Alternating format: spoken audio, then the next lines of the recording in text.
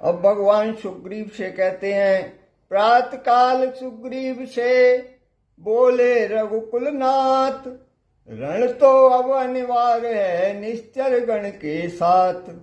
सब भगवान सुग्रीव से कहने लगे कि अब युद्ध तो निश्चित हो गया है, हमारे देश के वासी हैं, निज प्रण पूरा करना होगा, सीता उद्धार के साथ साथ अब भूमि भार हरना होगा। हे सुग्रीव, हम आज देश के वासी हैं, हमें अपना प्रण पूरा करना है, सीता जी को मुक्त कराने के साथ साथ हमें इस पृथ्वी का भार भी हटाना है। हे बलवीरो, हे रणवीरो, पग आगे ही धरना होगा, सत्य न्याय मर्यादा पर कटना होगा, मरना होगा।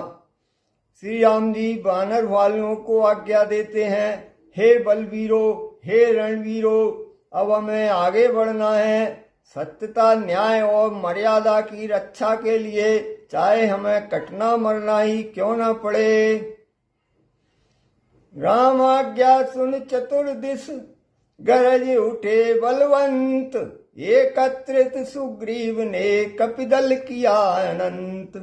भगवान की आज्ञा सुनकर के वानर वालू चारों दिशाओं में दौड़ जाते हैं और दल इकट्ठा करने लगते हैं। है न बात यहाँ करोड़ों की, गिनती अरबों खरबों की है, लहरावल सी टीढ़ी दल सी, सेना भालू बानरों की है। यहाँ करोड़ों की बात नहीं, अरबों खरबों की गिनती में टीढ़ी दल के समान वानर वालुओं की सेना इकट्ठी हो जाती है।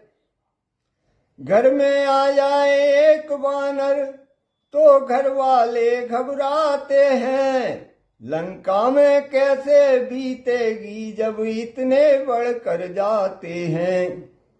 हमारे घर में अगर एक बंदर आ जाता है तो सभी घर वाले घबराने लगते हैं, जब अरबों खरबों की संख्या में लंका वे इकट्ठे पहुंचेंगे तो लंका वालों पर क्या बीतेगी। सभी वानर वालुओं के साथ श्री राम जी समुद्र तट पर पहुंच जाते हैं।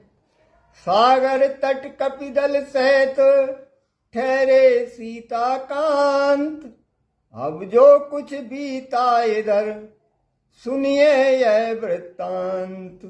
श्री राम जी तो पूरी सेना लेकर के समुद्र किनारे पहुंच जाते हैं। अब लंका में क्या हाल है इसके बारे में अब आगे अपन सुनाते हैं।